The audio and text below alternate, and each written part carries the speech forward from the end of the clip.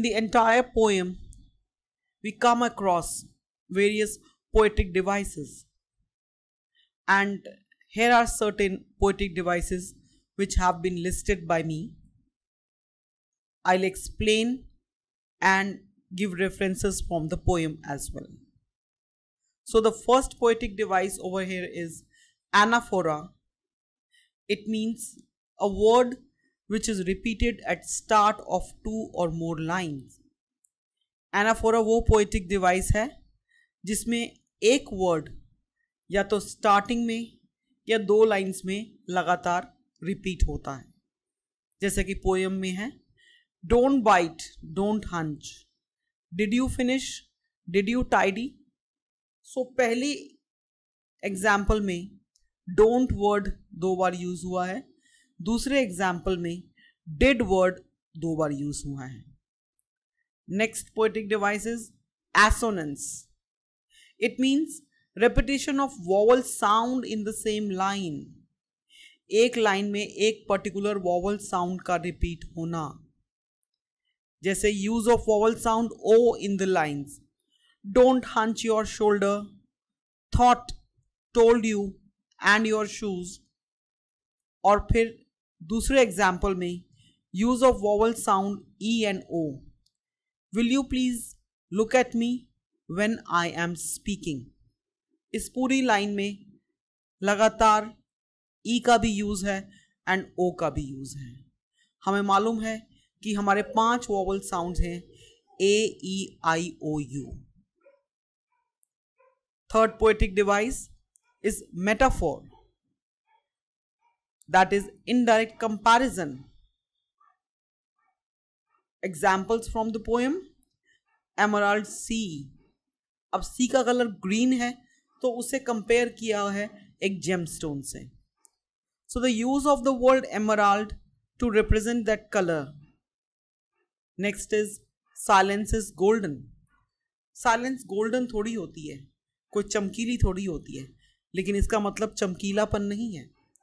यहाँ मतलब है उसको ग्लोरीफाई कर दिया, उसको इतना खूबसूरत बना दिया कि उसे लग रहा है कि जो गोल्डन कलर है वो ग्लोरियस है as silence.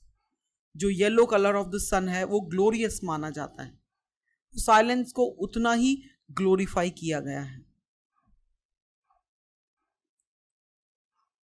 Freedom is sweet.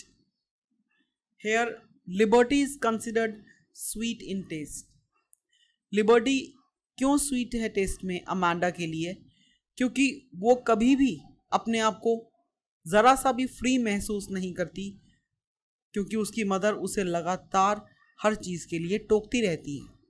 उसे कभी ऐसा लगा ही नहीं कि उसके लिए कोई अपनी पर्सनल फ्रीडम भी है, ना उसे इतनी भी फ्रीडम है कि वो किसी तरह का रिएक्शन शो करे। So these were the various metaphors used in the poem. Next is repetition. Repetition का मतलब है एक वर्ड को रिपीट करना ताकि उसको हम जोर दे सकें, एम्फसाइज कर सकें। Repeating a word to secure emphasis. Example from the poem use of the word Amanda. Amanda word poem में कई बार यूज हुआ है। Next poetic device is consonants.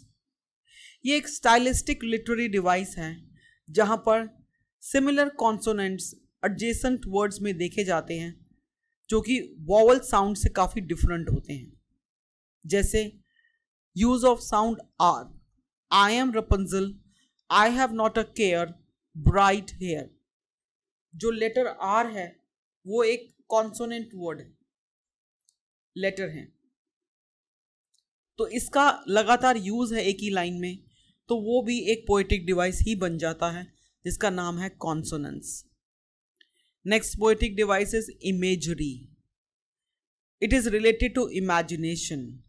अपनी 5 senses को यूज करके हम कुछ चीज़ों को परसीव करने की कोशिश कर रहे हैं, जैसे ड्रिफ्टिंग ब्लिसफुली, यानी जब अमांडा एक मरमेड है तो वो पानी में तैर रही है, कैसे?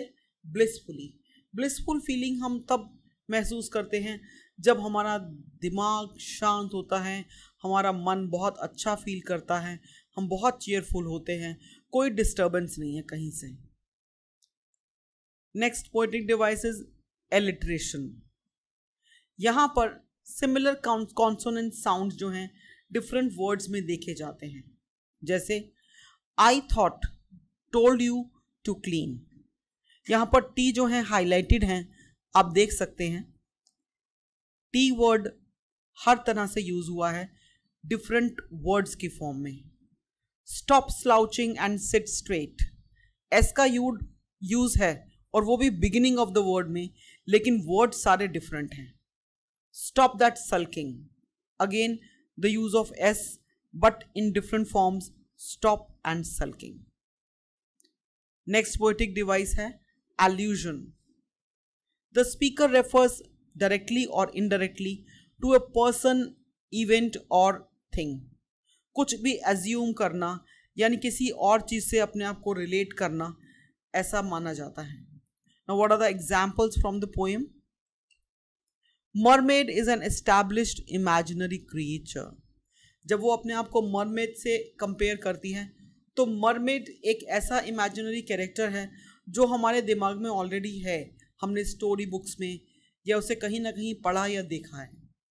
ऐसे ही रपुंजल का कंपैरिजन अपने आप से एक फेरी टेल कैरेक्टर से कंपेयर किया हुआ है और रपुंजल की स्टोरी भी हमारे दिमाग में बहुत अच्छी तरह से सेटल्ड है।